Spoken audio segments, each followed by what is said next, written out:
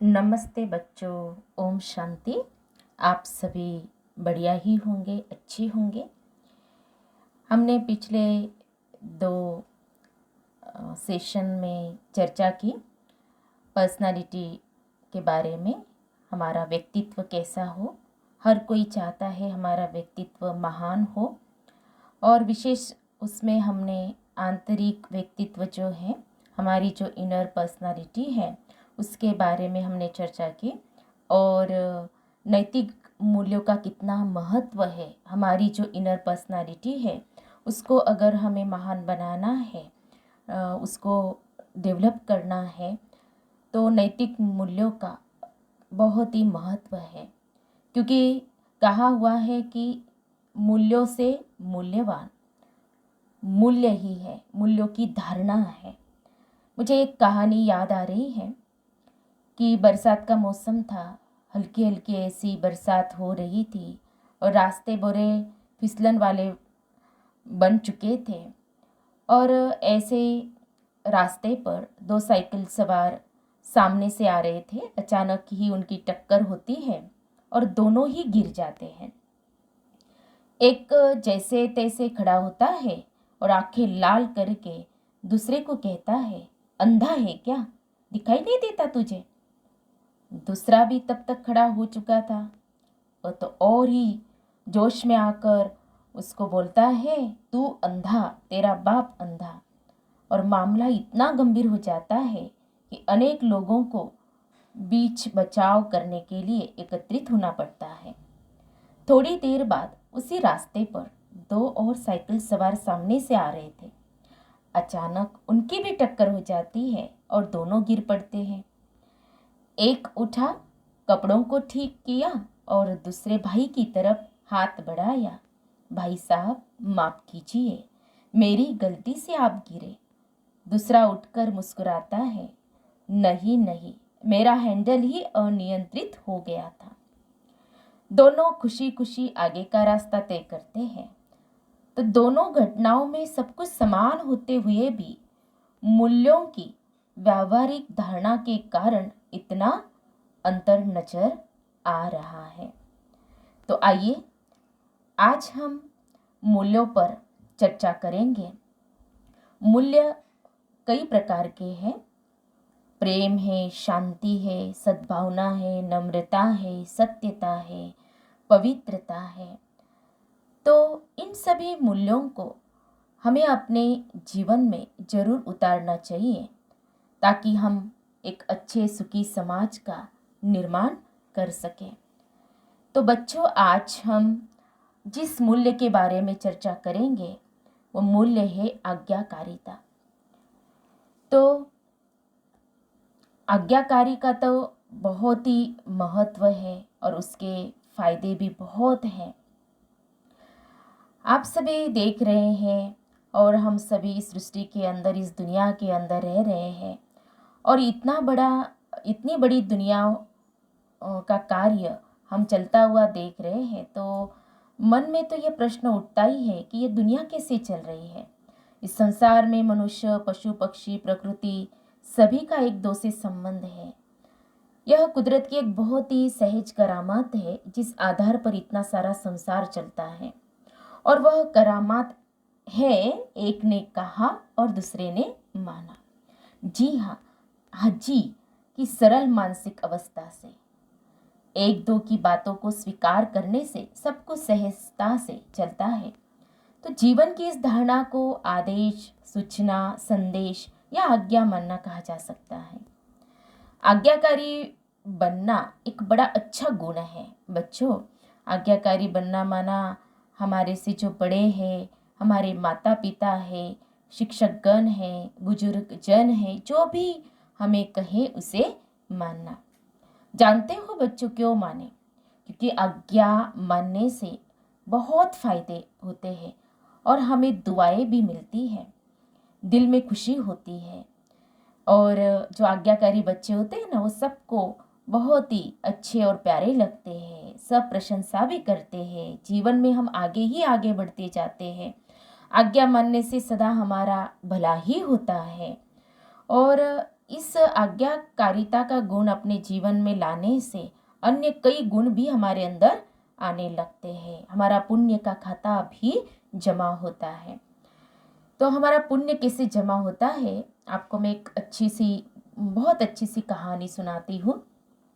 सभी ध्यान से जरूर सुनना और इस कहानी से सभी अच्छे से कि क्या इस कहानी से हमें सीख मिल रही है वो जरूर आप समझना बच्चों।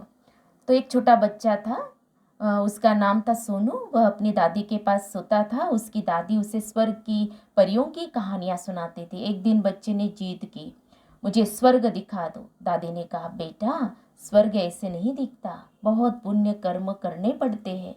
बच्चा ना समझता रोने लगा, रोते रोते सो गया। सपने में एक बाबा आया। उसने कहा, सोनू स्वर्ग तो सचमुच ही पुण्य कर्मों से देखने को मिलता है। यह लो, मैं तुम्हें यह डिब्बी देता हूँ। तुम एक पुण्य कर्म करोगे, उसके बदले 1 रुपया आ जाएगा। जब यह भर जाएगी तो तुम्हें स्वर्ग दिखेगा। सोनू ने पूछा कि मैं पुण्य कर्म कैसे करूं?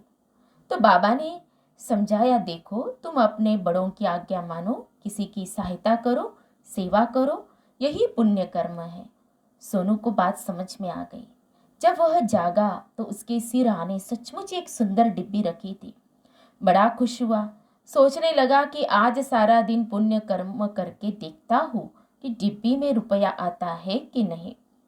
दिन में उसकी दादी ने कहा कि बेटा जरा बाजार से दवाई ला दे। खुशी खुशी से उसने ला दी। जाकर डिब्बी में देखा तो चमचमाता 1 रुपया पड़ा हुआ था। सोनू बड़ा खुश हुआ।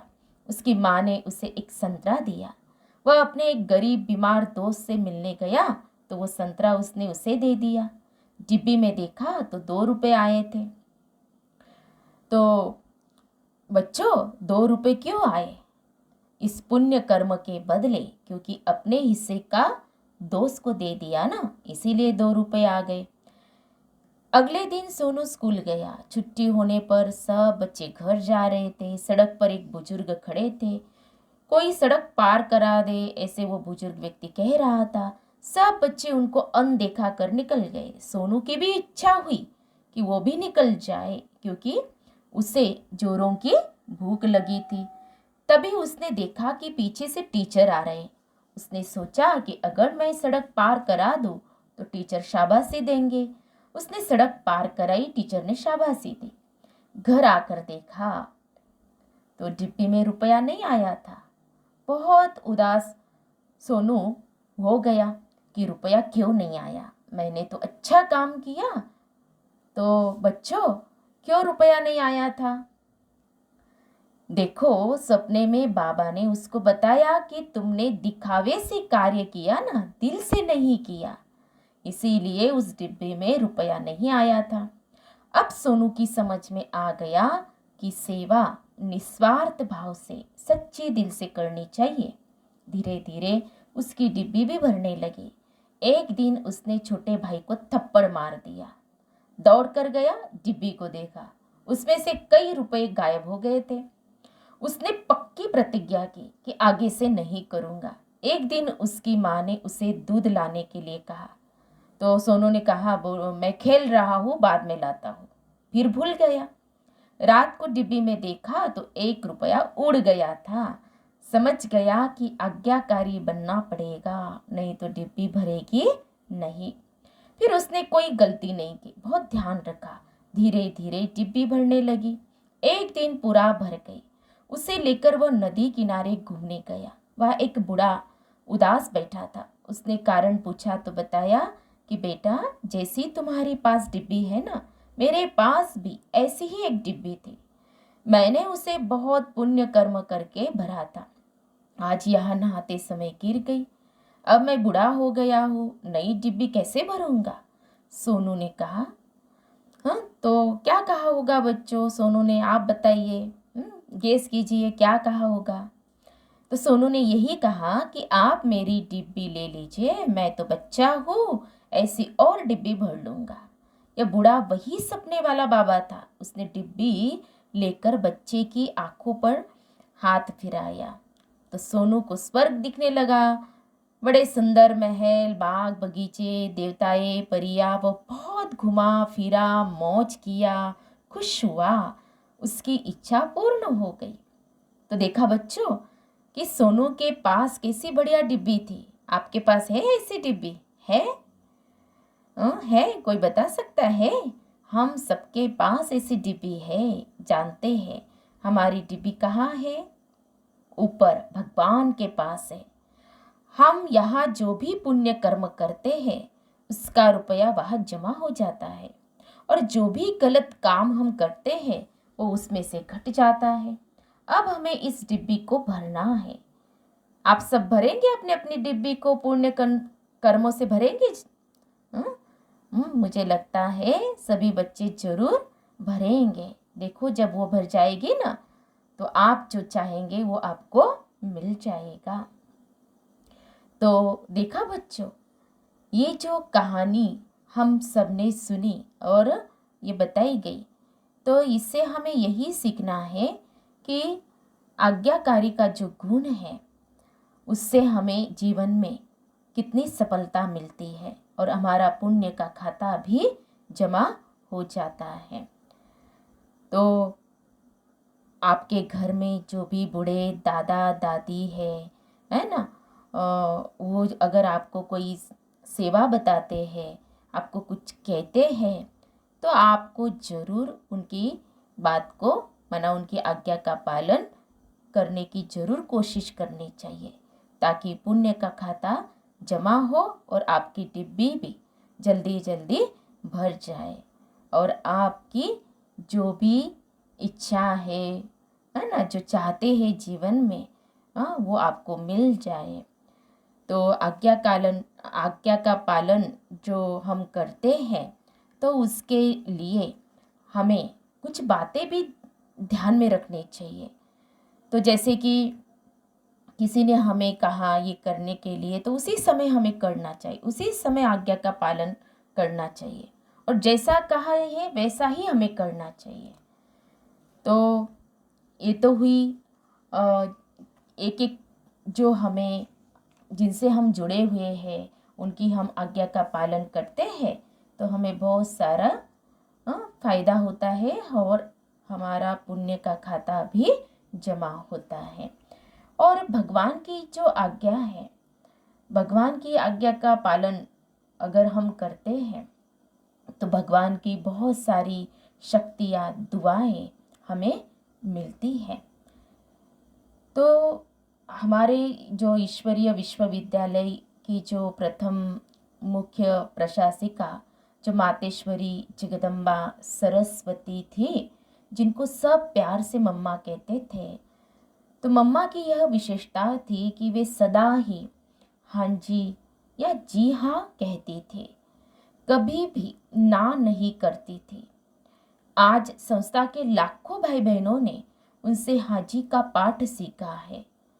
तो आप बच्चों को भी यह अपने जीवन में पक्का करना है कि बड़ों की आज्ञा में सदैव हाजी ही करना है। फिर टीचर की भी आज्ञा का पालन करना है, बहुत ज़रूरी है, क्योंकि टीचर की आशीर्वाद मिलती है, दुआएं मिलती, जिससे हम आगे बढ़ते हैं। और सबसे ज़रूरी आज्ञा पालन कौन सी करनी है, जिसमें बच्चे अक्सर बहानेबाजी करते हैं ना, और वो है क्या बच्चों, जो टीचर हमें होमवर्क देते हैं ना वो ज़रूर हमें करना चाहिए। ये आदत हमें डाल लेनी चाहिए, जिससे क्या होगा, पढ़ाई बहुत सरल लगने लगेगी, है ना। और साथ ही टीचर की आज्ञा का पालन करने से आशीर्वाद भी हमें मिल जाती है। एक मैं आपको जो प्रजापिता ब्रह्मा कुमारी ईश्वरीय विश्वविद्यालय के संदर्भ में हमारे जो पूर्व मुख्य प्रवक्ता आदरणीय भ्राता जगदीश भाई जी का अनुभव बताना चाहूँगी। वो मैं आप सबसे शेयर कर रही हूँ। रात्रि क्लास समाप्त होने के बाद जो उन्होंने कहा है जगदीश भाई जी ने, उनके इसमें ही मैं बताना चाह रही हूँ कि उन्होंने बताया कि जब हम रात्रि क्लास होने के बाद विश्राम करने के लिए जा रहे थे, तो उतने में जो पिताश्री ब्रह्मा बाबा जिनके तन का आधार निराकार परमपिता परमात्मा सुप्रीम सोल ने लिया। तो उन्होंने कहा कि बच्चे, भारत के राष्ट्रपति को एक चिट्ठी लिखनी है। बच्चों, वर्तमान समय आपको पता है हमारी राष्ट्रपति जी कौन है? हमारी आदरणीय द्रौपदी मुर्मू जी है। और बच्चों, आपको मैं ये जरूर बताना चाहूँगी कि वे भी प्रजापिता ब्रह्मा कुमारी ईश्वरीय विश्वविद्यालय से जुड़े हुए हैं और वो प्रतिदिन मेडिटेशन भी करते हैं और परमात्मा के महावाक्य भी और रोज सुनते भी हैं। और उनका जो खान पान है वो बहुत ही सात्विक और शुद्ध है। तो हमें भी क्या करना चाहिए? उनको ज़रूर फॉलो करना चाहिए। तो भारत के जो राष्ट्रपति को जो चिट्ठी लिखनी थी, तो आप लोगों ने अनुभव किया है कि निराकार शिव बाबा प्रजापिता ब्रह्मा के साकार तन में प्रवेश कर कैसे नई सृष्टि की स्थापना कर रहे हैं। आप उनको निमंत्रण दो। ऐसे प्रजापिता श्री ब्रह्मा बाबा ने कहा कि ऐसे चिट्ठी में लिखो कि आप भी इसको जानकर अपना पूरा वर्षा लो, अब नहीं तो कभी नहीं। तो ऐसा एक पत्र उनको लिखना है, अंग्रेजी में भी और हिंदी में भी। तो बाबा ने यह आदेश दिया कि राष्ट्रपति जी को आपको यह ऐसा ऐसा लिखना है। और पूछा कि कौन कौन लिखेंगे। तो हमारे जो भ्राता है उन्होंने कहा, तो मैंने और कुछ लोगों ने हाथ उठाया, मतलब जगदीश भाई जी ने। तो बाबा ने कहा, हाँ बच्चे, आज लिख लेना, कल दिखा देना। तो हुआ यह था कि जब मैं हम सभी कमरे में गए तो बत्ती बुझ गई। उन दिनों सुबह की क्लास 4:30 बजे होती थी। जब बत्ती ही बुझ गई तो कैसे लिखे? मैंने सोचा कि मेरे लिए बाबा का पहला आदेश है, फरमान है। यदि हम कहेंगे कि हमने नहीं किया तो यह अवज्ञा होगी। मेरे पास एक टॉर्च थी। मैंने सोचा कि टॉर्च ऑन करके लिख लूँ। टॉर्च ऑन की तो वह भी ऐसी ही थी, रोशनी इतनी कम थी कि उसमें लिखना संभव ही नहीं था। फिर मैंने बाहर देखा तो नीचे रोड पर स्ट्रीट लाइट जल रही थी। मैंने सोचा कि वहां जाकर लिख लूं। उन दिनों में कड़ाके की सर्दी थी। वहां जाकर मैंने पहले हिंदी में लिखा, उसको पढ़ा, ठीक किया, फिर उसको दोबारा एक अच्छे कागज पर लिखा क्योंकि बाबा को दिखाना था। फिर अंग्रेजी में लिखना शुरू किया। अंग्रेजी की शैली अलग होती है, एकदम 100% अनुवाद नहीं हो सकता है। उसको लिखकर फिर ठीक किया, उसको दोबारा अच्छे कागज पर लिखा। उतने में सुबह के लगभग 3-3:30 बज गए। जिन लोगों ने बाबा के सामने हाथ उठाया था बट काम नहीं किया, उन्होंने मेरी हंसी उड़ाई कि बिना मतलब ये इतना सीरियस क्यों हो रहा है। थोड़े समय पश्चात हम सभी प्रातः क्लास में गए। क्लास पूरी हो गई। उसके बाद बाबा ने कहा, अच्छा बच्चे, रात को मैंने लिखने के लिए कहा था, कौन कौन लिख कर लाया है? तो मैंने सिर नीचे कर लिया। मतलब जगदीश भाई जी कह रहे हैं कि मैंने सिर नीचे कर लिया, शर्म आनी चाहिए थी उनको और आ गई मुझको। बेचारे वे शर्मिंदा तो हो गए। मैंने कुछ नहीं कहा। उन्होंने ही कहा कि बाबा, रात को अंधेरा था, हम नहीं लिख पाए, जगदीश भाई ने लिखा है। फिर बाबा ने मेरे से कहा, अच्छा बच्चे, क्या लिख कर लाए हो, पढ़ो। मैंने पढ़ा, लेकिन इतना चमत्कारी नहीं था, साधारण ही था। वह मेरी श्रद्धा का फूल था बाबा के प्रति। वह मेरी भावना थी बाबा के प्रति।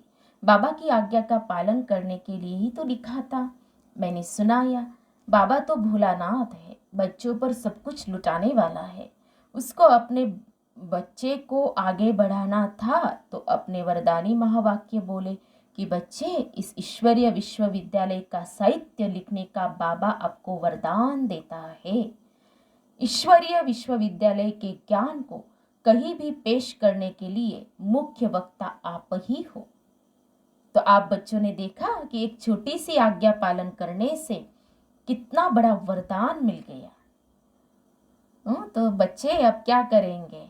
क्या करेंगे? टीचर की आज्ञा का पालन जरूर करेंगे ना। तो टीचर की आज्ञा का पालन करने से हम आगे बढ़ते जाएंगे और भगवान की आज्ञा का पालन भी करने से क्या होगी? वरदान प्राप्त होंगे और शक्तियाँ मिलेगी और हमारी जीवन बहुत ही सफल होती जाएंगी। तो इस मूल्य में, जो आज्ञाकारिता का जो मूल्य है, इस मूल्य को अपने जीवन में धारण करने से हमारा जीवन ही सफल हो जाता है और अन्य मूल्य भी हमारे अंदर आते जाते हैं। और एक कहानी मैं यहाँ बताना चाहूँगी कि मुझे याद आ रही है। एक बार एक व्यक्ति का घर पहाड़ के पास था, उसकी खिड़की से पहाड़ दिखाई देता था। एक दिन भगवान उसके पास आए और उससे कहा कि तुम मेरी एक बात मानोगे? जरूर। सामने जो पहाड़ है ना, तुम्हें वहां प्रतिदिन जाकर उसको धक्का लगाना है। तो वह रोजाना लगाने लगा। एक दिन शैतान आया, उसने कहा कि तुम रोजाना पहाड़ को धक्का लगाते हो, लेकिन वो अपनी जगह से 1 इंच भी नहीं सरका। तुम फालतू मेहनत कर रहे हो। तुम क्या समझते हो, तुम इस पहाड़ को धकेल सकते हो? कभी नहीं। उस व्यक्ति को थोड़ा ख्याल आया कि बात तो ठीक है, लेकिन तुरंत ही उसने मन में सोचा कि मुझे भगवान ने आज्ञा दी है, मैं इसका पालन जरूर करूँगा। ऐसे ही वो करता रहा। एक दिन वो उदास हो गया कि मैं धक्का तो लगाता हूँ, लेकिन पहाड़ तो हिलता भी नहीं, मेरी तो सारी मेहनत बेकार जा रही है। तभी भगवान उसके सामने आए और उससे कहा, बच्चे उदास क्यों होते हो? मैंने तुम्हें पहाड़ को धक्का लगाने के लिए कहा था, उसे हटाने के लिए नहीं। उसे तो मैं 1 सेकंड में हटा सकता हूँ। यह कहकर भगवान ने उस पहाड़ की तरफ हाथ से इशारा किया तो वो तुरंत हट गया। फिर भगवान ने कहा कि देखो, मैंने तुम्हें यह आज्ञा क्यों दी थी? तुम्हारी मेहनत बेकार नहीं गई। अब तुम अपनी बाजुओं को देखो, तुम्हारे अंदर कितनी ताकत आ गई है। पहले यह ताकत नहीं थी, तो तुम्हारे अंदर शक्ति भरने के लिए, तुमको शक्तिशाली बनाने के लिए मैंने यह आज्ञा दी थी। तो बच्चों, देखा आपने, भगवान की आज्ञा में कितना रहस्य भरा हुआ था। भले ही ऊपर से देखने में लगता था कि क्या फायदा हुआ, लेकिन कितना बड़ा फायदा हो गया कि बाजुओं में शक्ति आ गई। और इसीलिए भगवान की आज्ञा पर चलने से सदैव हमारा कल्याण ही होता है। तो इस प्रकार हम सभी आज्ञाकारिता का जो गुण है, आज्ञा का पालन जो करते हैं हम बच्चे, तो हमें तो दिनों दिन दुआएं मिलती ही जाती हैं। माता पिता कहते हैं कि यह हमारा बच्चा बड़ा अच्छा है ना, ऐसी दुआएं निकलती है ना, बड़ा लायक है, यह हमारा नाम रोशन करेगा। तो बड़े बुजुर्गों की आज्ञा का पालन करने से आशीर्वाद मिलती है। कहते हैं ना बड़े बुजुर्ग, बेटा तुम्हारा भला हो, तुम्हारी उम्र लंबी हो, तुम्हें अच्छी पढ़ाई आए।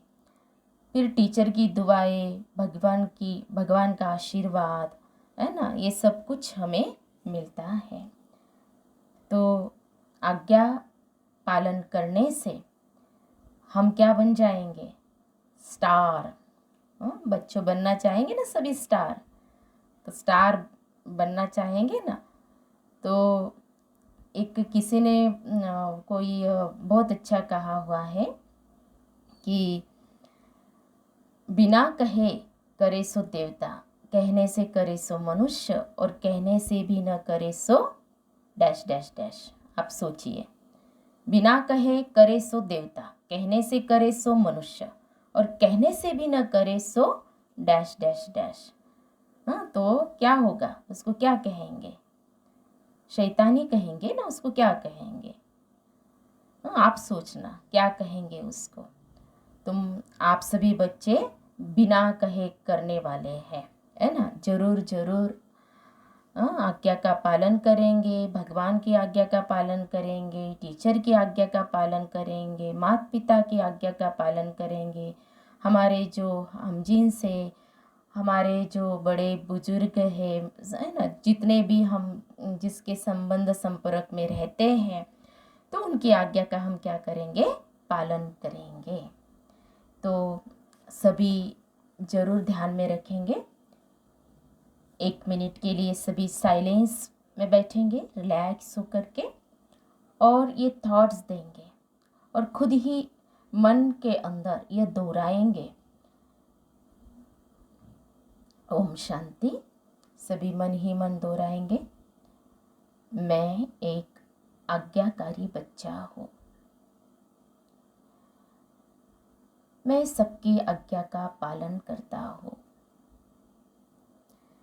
मैं अपने माता पिता की आज्ञा का पालन करता हूँ। मैं भगवान की आज्ञा का पालन करता हूँ। जैसा वे कहते वैसा ही मैं करता हूँ, उसी समय मैं करता हूँ। इसलिए मुझे सभी की दुआएं मिल रही हैं। मुझे टीचर की दुआएं मिल रही है। मुझे भगवान की दुआएं मिल रही है। मुझे माता पिता की दुआएं मिल रही है। मैं बिना कहे इशारों से कार्य करता हूँ। मैं सदैव हर आज्ञा पर हाजी करता हूँ। मुझे देवता बनना है। मुझे देवता बनना है।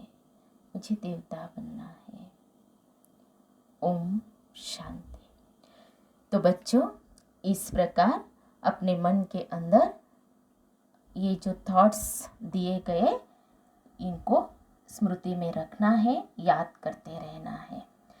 तो मुझे लगता है आज जो हमने जो मुख्य पहला मूल्य लिया हमने आज्ञाकारिता, आज्ञा का पालन, तो यह चर्चा आपको पसंद आई होगी और ज़रूर आप अपने जीवन में इस मूल्य को अवश्य ही धारण करेंगे और महत्व देंगे। अच्छा बच्चों, आगे एक नया मूल्य लेकर के आएंगे। ओम शांति।